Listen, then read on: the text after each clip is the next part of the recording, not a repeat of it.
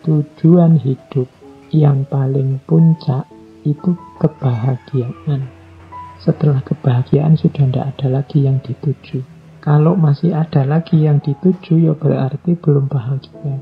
Masih ada yang diinginkan lagi, belum puas, belum lega, masih ada yang diinginkan.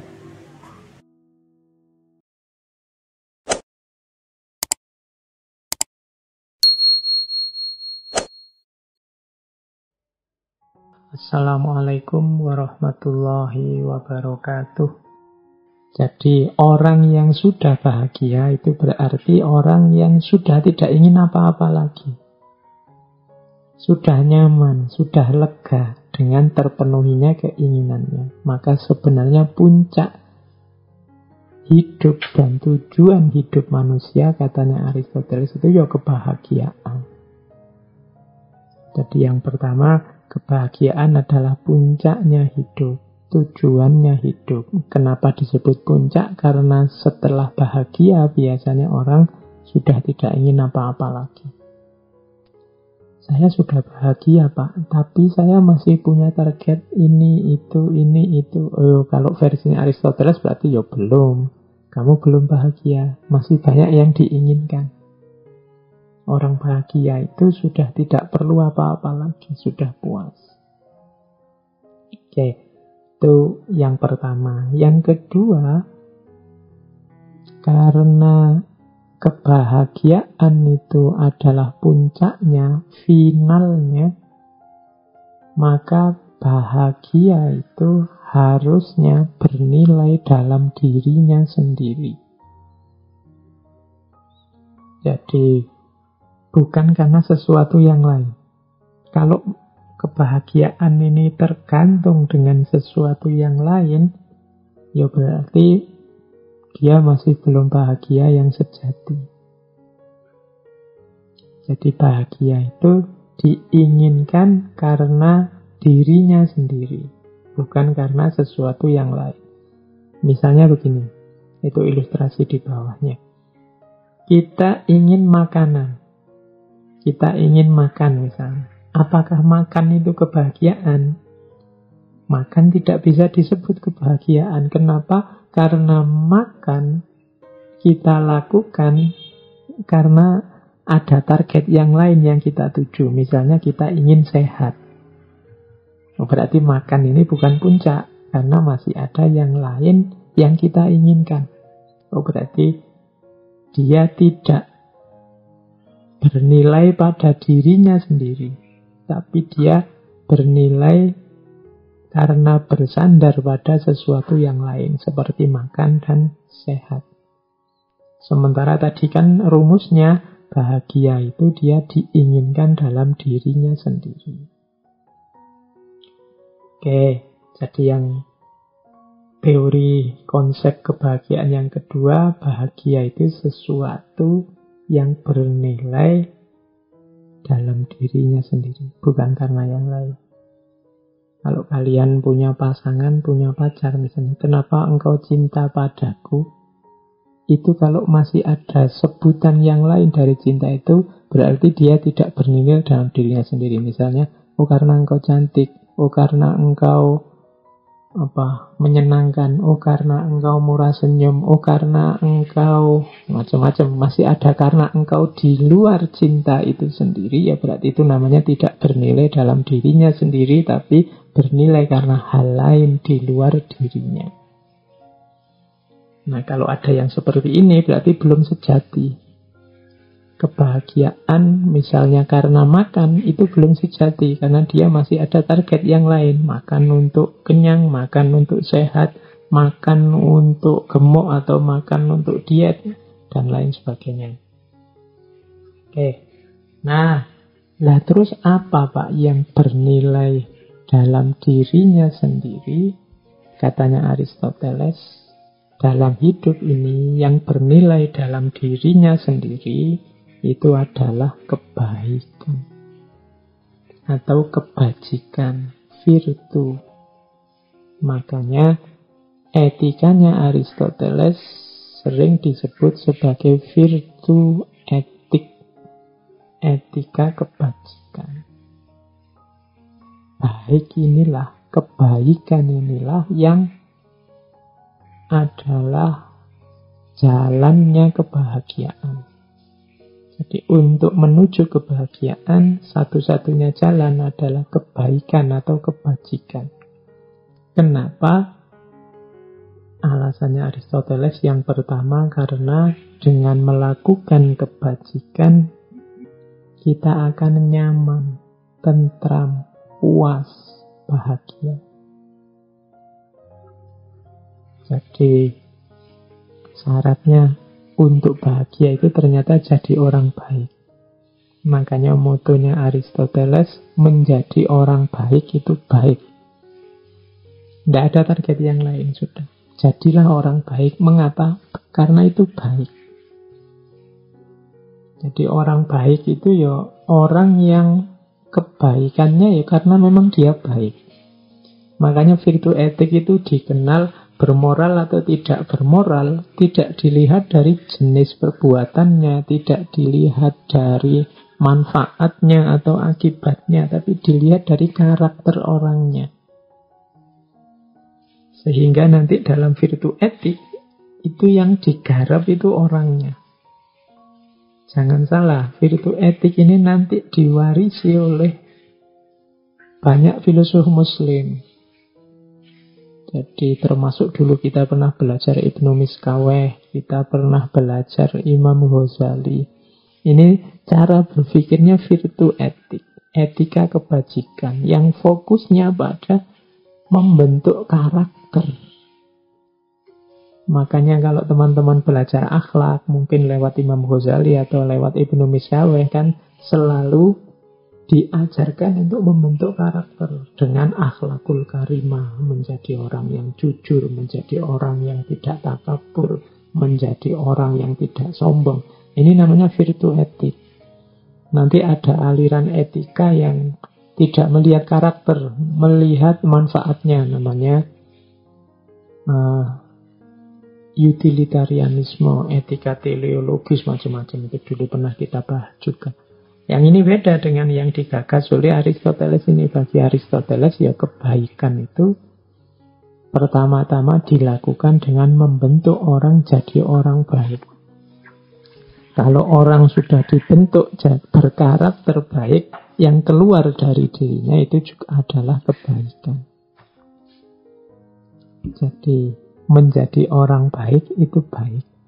Kalau kita jadi orang baik, yang kita lakukan baik, hidup kita juga akan jadi baik.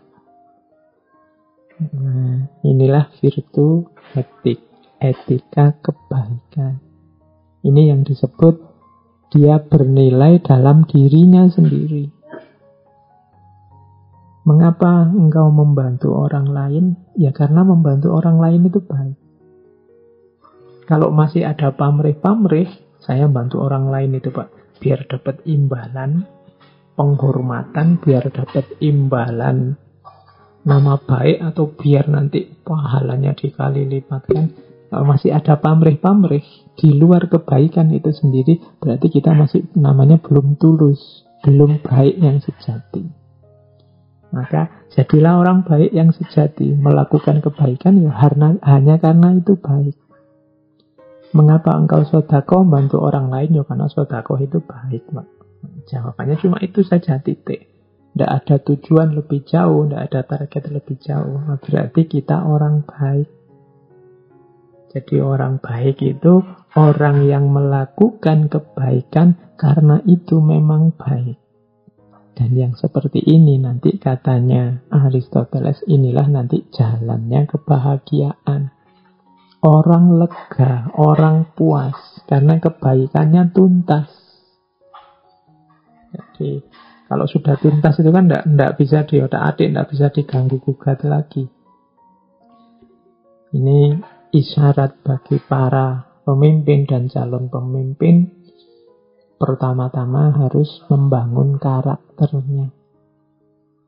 Harus jadi orang baik dulu. Yaitu orang yang melakukan kebaikan karena itu baik, bukan karena syarat-syarat apa atau karena tujuan-tujuan apa. Oke, kita lanjutkan. Ini uraian kelanjutannya kalau ada yang tanya. Mengapa kok kebaikan? Mengapa bukan kesenangan? Mengapa kesenangan tidak disebut, tidak dianggap jalan kebahagiaan?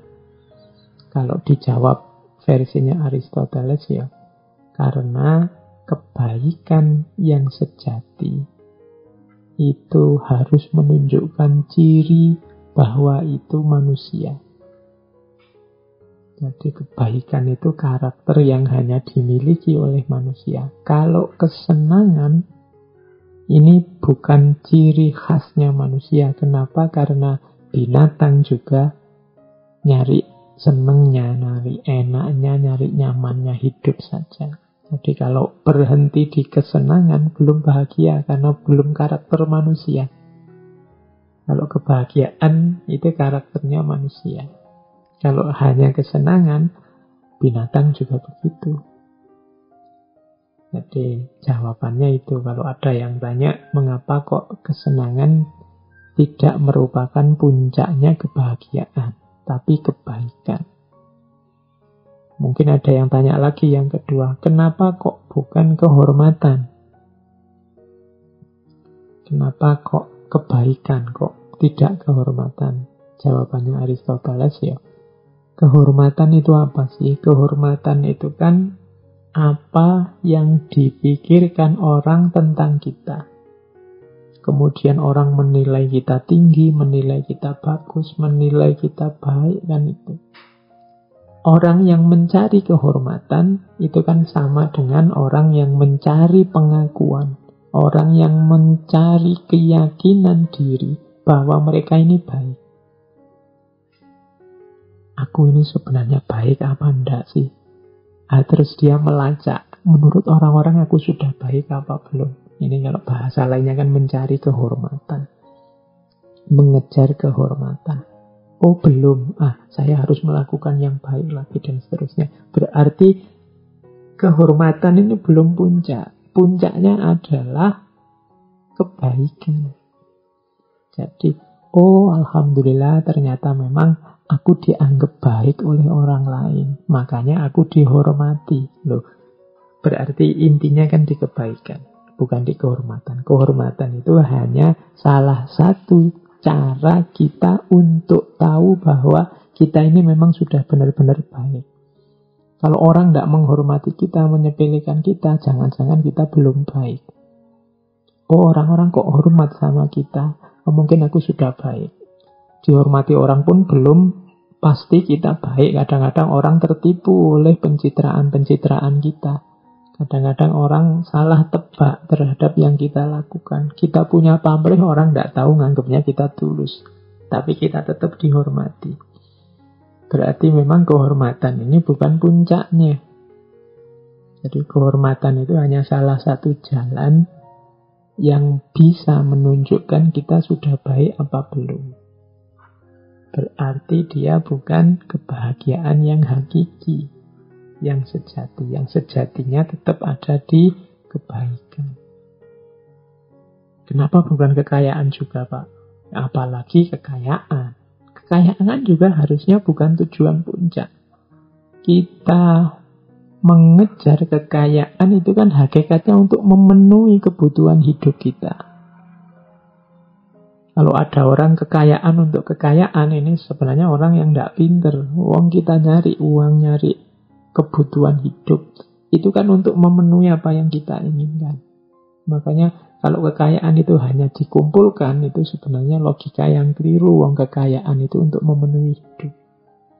Maka hidup yang utama itu kan bukan hidup yang surplus berlebihan hal harta benda untuk kehidupan kita. Tapi kalau pas kita butuh dia ada. Maka ada yang bilang orang kaya itu sebenarnya orang yang merasa cukup. Jadi bukan orang yang banyak harta. Kalau banyak harta tapi tidak merasa cukup, ya tidak kaya. Atau hartanya hanya ditumpuk saja, tidak digunakan sesuai perannya. Harta itu kan untuk memenuhi kebutuhan. Untuk memenuhi kebutuhan. Kadang-kadang hartanya banyak, dia tidak menikmati. Eman-eman hartanya terus hidupnya malah tidak bahagia hanya untuk menjaga harta. Nah, ini cara berpikir yang terbalik. Wong adanya harta, adanya kekayaan itu kan untuk memenuhi kebutuhan. Berarti orang yang kebutuhannya terpenuhi, dalam bahasa yang lain orang yang cukup, itu sebenarnya dia sudah kaya. Tidak harus numpuk harta berlebih. Buat apa harta? Ya harta untuk memenuhi kebutuhan. Lah terus ngapain harta itu ditumpuk-tumpuk saja? Ya nikmatilah untuk memenuhi kebutuhanmu. Jangan dibalik, kan ada orang yang kita sebut budaknya harta. Hartanya ditumpuk tapi hidupnya susah. Mending hartanya pas-pasan tapi juga pas dan cukup untuk memenuhi kebutuhan hidupnya. Hidupnya apa? Yo, kebahagiaan tadi. Jadi harta ternyata juga belum final karena dia hanya melayani hidup manusia. Berarti dia belum kebahagiaan yang sejati. Maka memang bahagia yang sejati itu ada dalam kebaikan. Itulah virtu etiknya Aristoteles. Seorang pemimpin berarti harus mampu pertama-tama menjadi orang yang baik. Kalau dia jadi orang yang baik, pastinya dia akan bahagia. Kalau dia sudah bahagia, maka dia punya peluang untuk membahagiakan yang lain. Kalau dia sendiri belum bahagia, dia sendiri masih banyak hal yang harus dikejar dan diselesaikan dan dibereskan, ya agak susah. Kalau dia ingin membahagiakan orang lain, membereskan hidupnya orang lain. Oke, jadi dasarnya dari situ nanti. Untuk membangun konsep pemimpin yang baik. Nah, selanjutnya, bagaimana cara kita membentuk orang jadi baik? Bagaimana cara melahirkan orang baik? Kalau Aristoteles punya pandangan kebaikan itu lahir melalui 4 tahap, 4 cara. Yang pertama, imitasi. Yang kedua, internalisasi. Yang ketiga, aksi. Yang keempat, habit. Oke, imitasi ini berarti tahap paling awal, paling mudah, yaitu niru-niru. Kita dulu waktu kecil niru bapak ke masjid. Niru bapak bantu orang lain, tetangga ikut kerja bakti. Niru bapak, itu niru. Atau kalau nggak niru bapak, ya niru ibu. Atau niru guru. Atau niru tetangga. Atau niru idola yang kita pahami. Ini level imitasi. Masih niru. Kalau niru ini masih hanya ikut-ikutan. Belum mengerti arahnya kemana, alasannya apa, tujuannya kemana, hakikat perbuatannya seperti apa, wong hanya niru. Namanya imitasi. Ini untuk yang baru terjun ke dunia orang baik, dunia kebaikan, biasanya yang dilakukan yang paling mudah yaitu niru. Kemudian ada saatnya internalisasi. Internalisasi itu mulai dicerna oleh pikirannya, mulai dikunyah, mulai dipertimbangkan. Ini memang baik benar apa enggak? Ini memang cocok, sudah sesuai, sudah seharusnya atau tidak? Nah, ini level 2, internalisasi.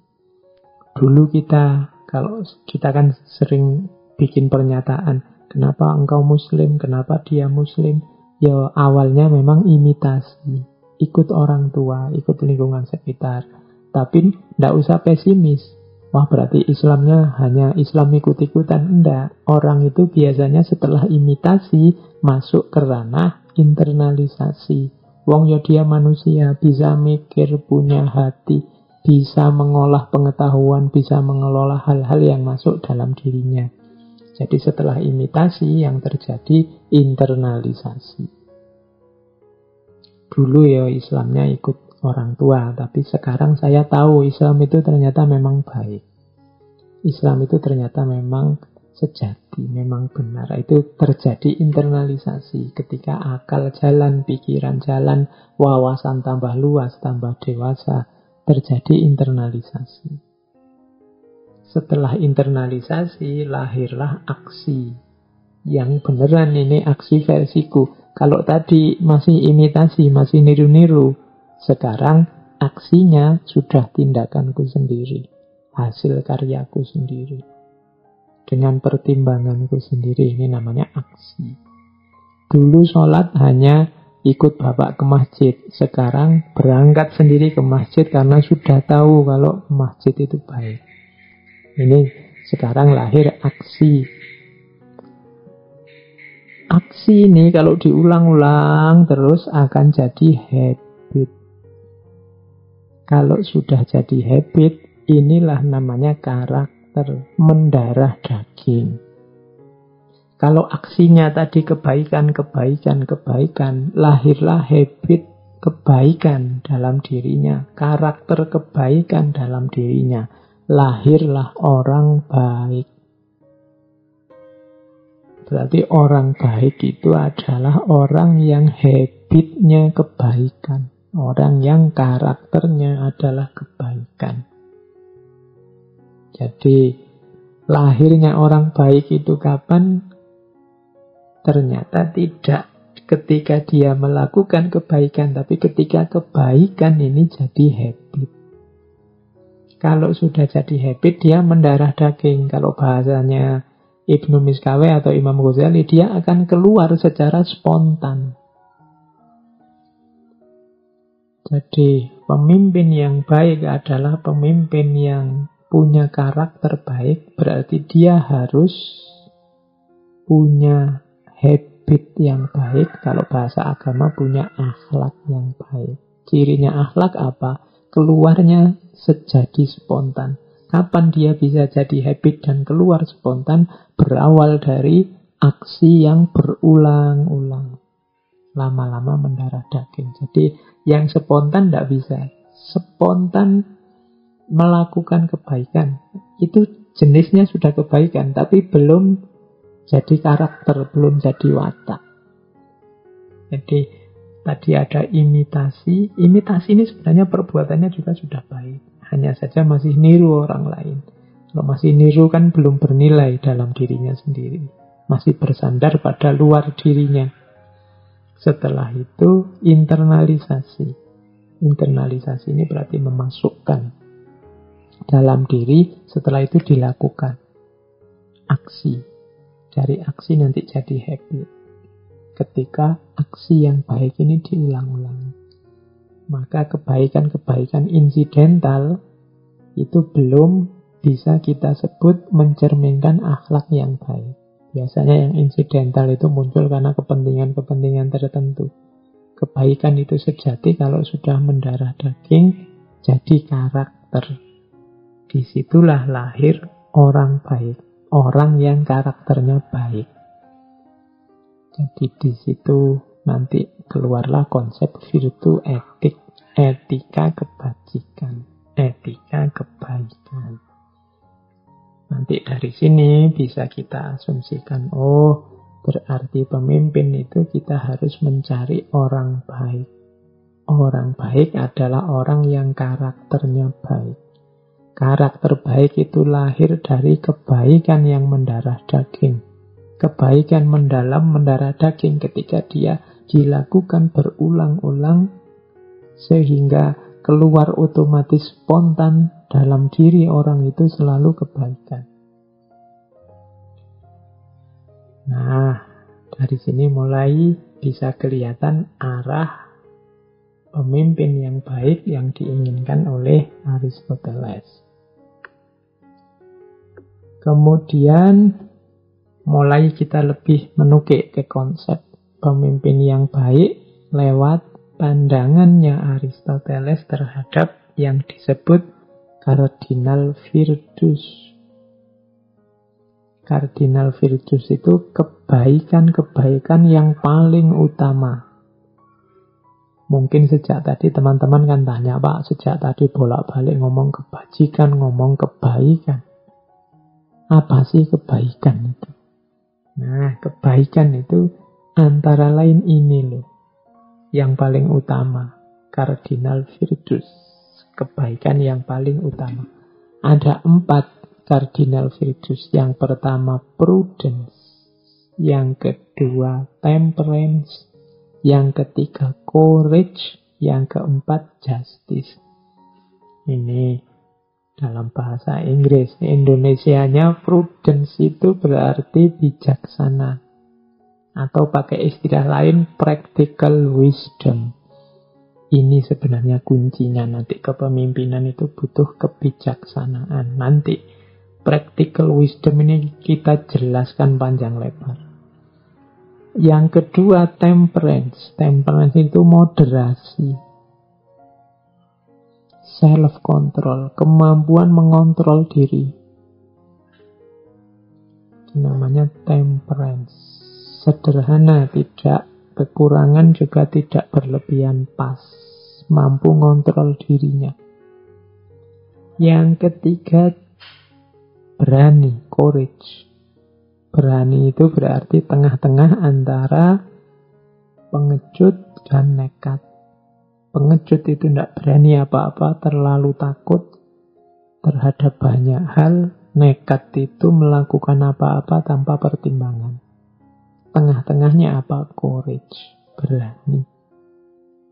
Dan yang keempat, justice. Justice ini keadilan. Adil. Kalau ini luas uraiannya. Kita sudah membahas tentang justice ini satu sesi penuh. Silakan dicari ketika kita membahas filsafat keadilan selama 1 bulan. Antara lain tokoh yang kita angkat Aristoteles. Bagaimana pandangan Aristoteles tentang keadilan. Nah, berarti apa? Pemimpin yang baik harus punya cardinal virtues ini. Sebelum aneka jenis kebaikan yang lain, 4 kualifikasi ini harus dimiliki. Bijaksana, kemudian moderat, kemudian berani, kemudian adil. Bijaksana atau practical wisdom, kemudian temperance atau self-control atau moderate. Jadi hidup yang pas takarannya, tidak kurang dan tidak lebih, itu temperance. Kemudian courage, berani, dan justice, adil. Kita lanjutkan. Dari 4 ini, kunci yang sering disebut orang sebagai kunci leadership adalah practical wisdom atau phronesis. Jadi Aristoteles ini punya pandangan wisdom itu ada 2. Yang pertama theoretical wisdom, yang kedua practical wisdom. Yang theoretical wisdom kita kenal sebagai Sophia. Yang itu nanti lahirnya filsafat itu kan karena cinta pada Sophia, love of wisdom. Ini masih teoritis, theoretical wisdom. Makanya filsafat itu kan banyak bermain di ranah teoritis, berpikir, bernalar, berlogika, dan lain sejenis itu. Itu namanya theoretical wisdom atau Sophia. Sementara mimpin ini kan bukan ranah mengawang-awang, tapi ranah kehidupan nyata. Bagaimana kita mimpin diri, bagaimana kita mimpin orang lain, bagaimana kita mimpin keluarga. Maka ada satu kunci untuk leadership dalam pikirannya Aristoteles. Kuncinya adalah practical wisdom. Kalau yang theoretical wisdom disebut dengan istilah Sophia, yang practical wisdom disebut dengan istilah phronesis. Nah, untuk leadership, kita butuh pemimpin yang punya daya phronesis ini, punya daya practical wisdom. Apa sih phronesis itu? Ya ringkesnya phronesis itu adalah kemampuan untuk melakukan sesuatu yang benar, yang tepat, kemudian yang berdasar, atau kalau pakai bahasa Inggris, the ability to do the right thing at the right time for the right reason. Seorang yang punya kemampuan phronesis itu mampu melakukan sesuatu yang benar di waktu yang juga benar dengan alasan yang juga benar. Itulah phronesis. Jadi yang kita lakukan ini benar, dilakukannya juga pas di waktu yang tepat, kemudian alasan dilakukannya juga jelas dan benar. Nah ini phronesis. Orang yang punya daya phronesis ini keputusannya mesti di waktu yang tepat. Dan itu pun alasannya juga tepat. Tidak sekedar diputuskan, tidak sekedar dilakukan, tapi pasti yang dilakukan itu baik, waktunya tepat, alasannya juga jelas.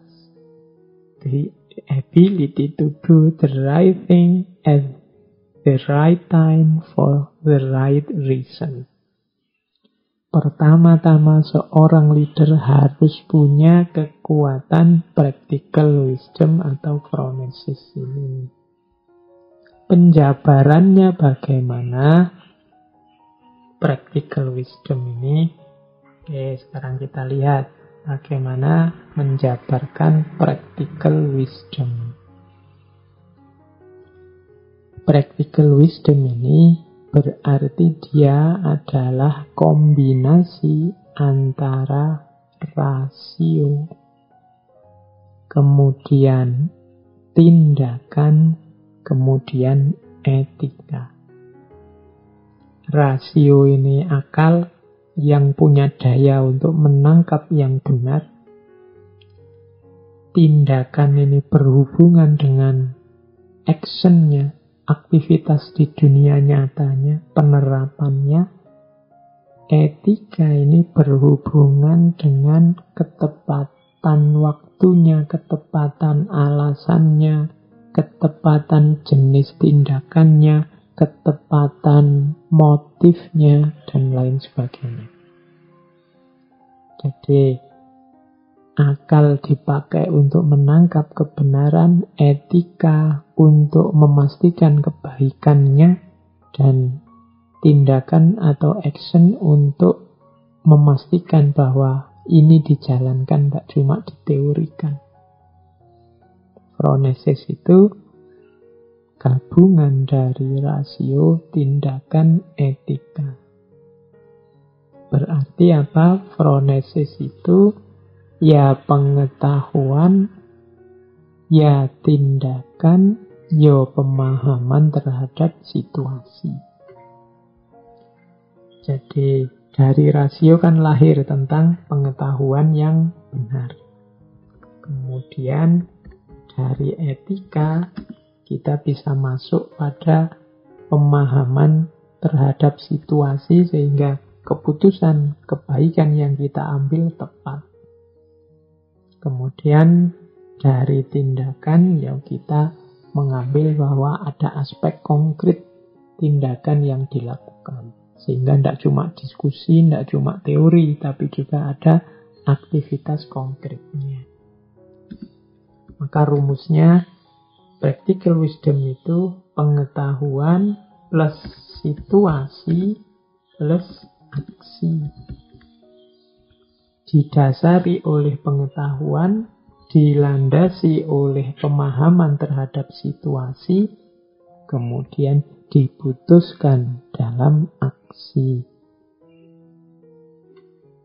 Oke, jadi ternyata practical wisdom itu membutuhkan daya nalar, membutuhkan kemampuan membaca situasi.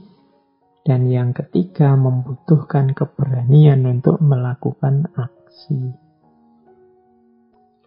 Loh, berarti pemimpin yang baik itu cirinya adalah dia harus pinter karena butuh pengetahuan. Tidak cuma pinter teori, tapi juga pinter membaca situasi. Kemudian juga harus punya willingness, punya keinginan, punya keberanian untuk melakukan aksi. Disitulah kalau seseorang sudah punya 3 kualifikasi ini, berarti dia sudah punya practical wisdom. Kalau sudah bisa menjalankan practical wisdom, ya nanti akan melahirkan lembaga, melahirkan situasi yang coraknya bahagia. Karena tadi kebaikan itu kan dilakukan untuk kebahagiaan. Oke, kita lanjutkan. Nah, ini kelanjutannya tadi ya. Secara praktis, seorang leader, seorang pemimpin harus melakukan ini, harus menguasai ini untuk menjalankan practical wisdom. Bagaimana sih Pak cara mengkombinasikan pengetahuan, situasi, dan aksi? Apa saja yang harus dilakukan seorang pemimpin? Ini dirangkum dari berbagai sumber yang menguraikan tentang practical wisdom. Setidaknya ada 6 hal bagi seorang pemimpin untuk mewujudkan practical wisdom. Yang pertama apa? Pengetahuan tentang tujuan.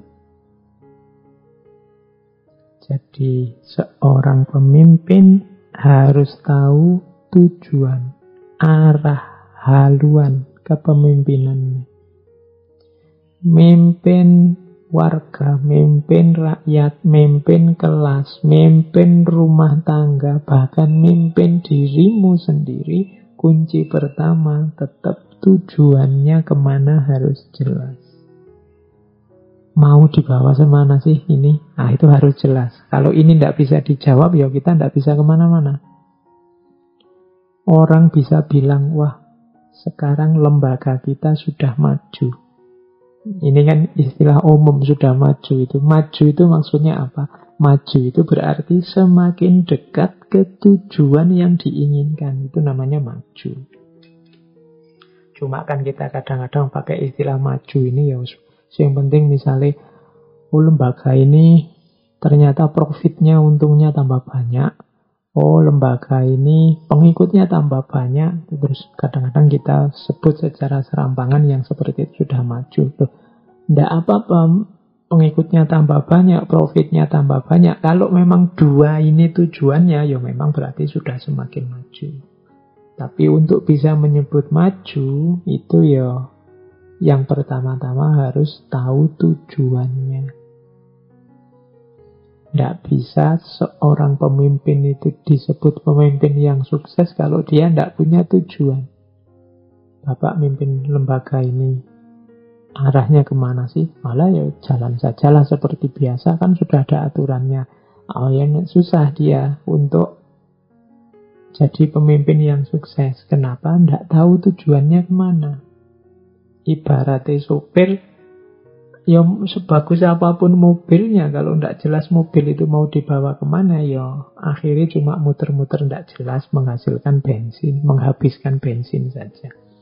Jadi yang pertama-tama syarat practical wisdom bagi seorang pemimpin adalah tahu tujuannya mau kemana. Oke, yang kedua, untuk syarat practical wisdom adalah dasarnya harus kebenaran. Maka seorang pemimpin harus luas pengetahuannya, luas wawasannya. Biar dia tahu mana yang benar, mana yang baik, mana yang indah.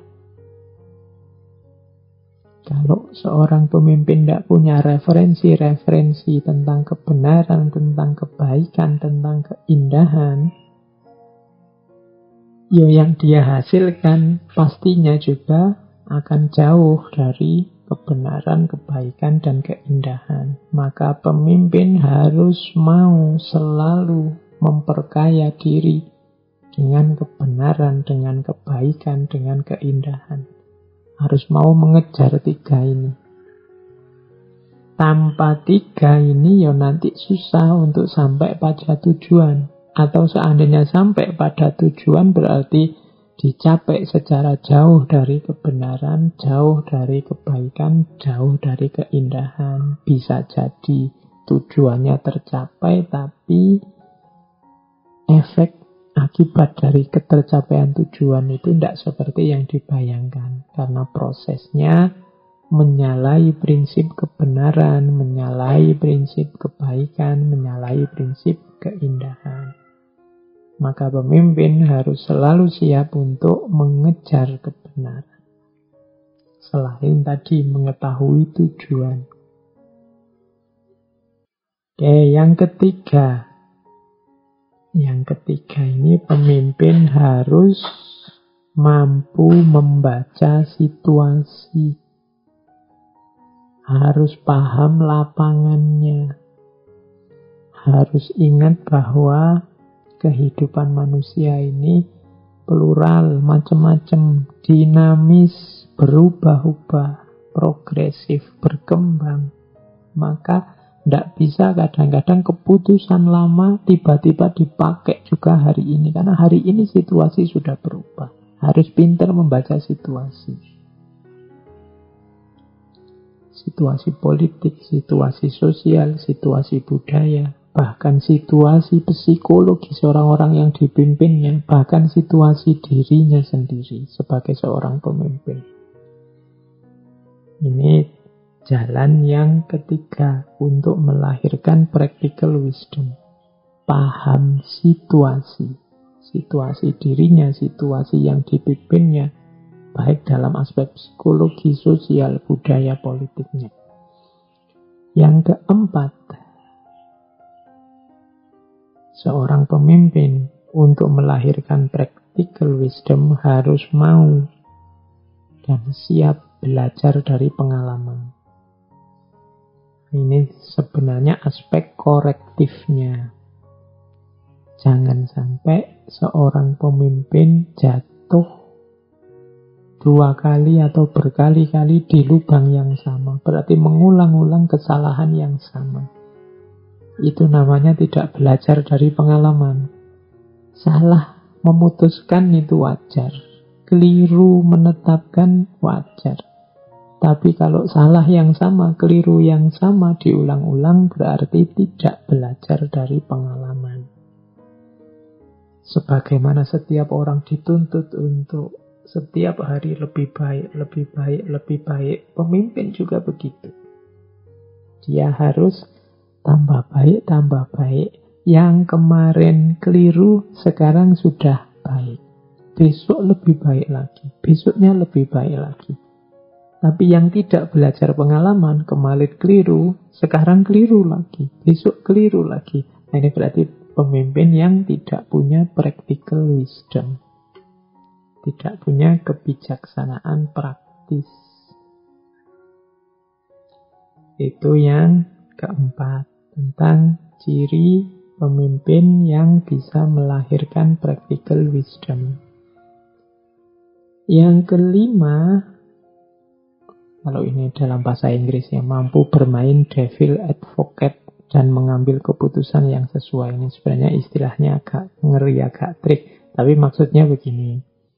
Pemimpin yang baik itu pemimpin yang mampu menawarkan banyak alternatif kebaikan yang mungkin dilakukan.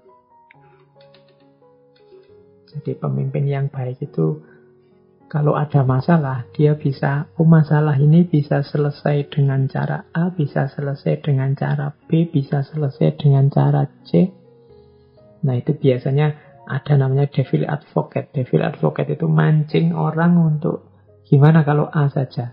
Kira-kira gimana? Kalau B gimana? Kalau C gimana? Terus orang saling diskusi, saling debat. Kemudian si pemimpin ini bisa, oh kalau argumen ini kurang kuat. Kalau argumen itu lebih kuat. Oh kalau yang ini mungkin lebih efektif. Jadi pemimpin yang punya practical wisdom mampu merumuskan banyak solusi untuk satu masalah dan bisa menggali mana yang baik, mana yang tepat, mana yang sesuai. Itu diistilahkan kadang-kadang dengan devil advocate. Devil advocate itu kayak pengacara setan kalau makna letter luck-nya. Cuma ini maksudnya devil advocate di sini itu dia mengajukan beragam kemungkinan solusi seperti pengacara itu. Dia kalau ada masalah itu dia bisa menawarkan banyak solusi, bisa A, bisa B, bisa C, kemudian masing-masing diuji kekuatannya. Dan dari situ dia tahu, oh berarti yang paling kuat ini. Keputusan akan saya ambil yang ini. Nah, itu jadi berani mengambil keputusan, berani menawarkan solusi, dan siap mendengarkan usulan-usulan, argumen-argumen, masukan-masukan.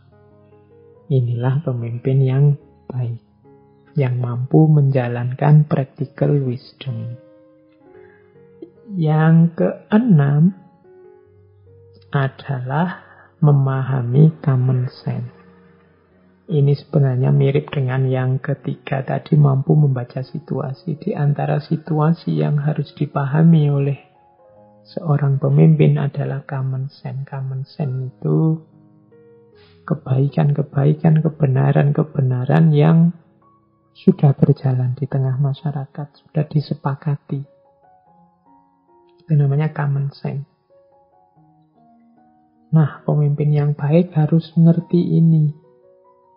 Jangan memutuskan sesuatu yang asing sama sekali atau dengan media yang tidak disepakati, tidak disenangi oleh yang dia pimpin. Nah, ini jalan yang keenam. Bahwa untuk melahirkan practical wisdom, seorang pemimpin di hadapan yang dipimpin, dia harus mampu memahami common sense-nya mereka. Kebaikan-kebaikan, kebenaran-kebenaran yang sudah inherent, disepakati, berjalan selama ini harus dipahami. Dipahami tidak selalu dalam rangka diikuti. Mungkin dalam hal tertentu, common sense-nya dikritisi. Tidak masalah. Tapi pemimpin harus paham dulu apa itu common sense.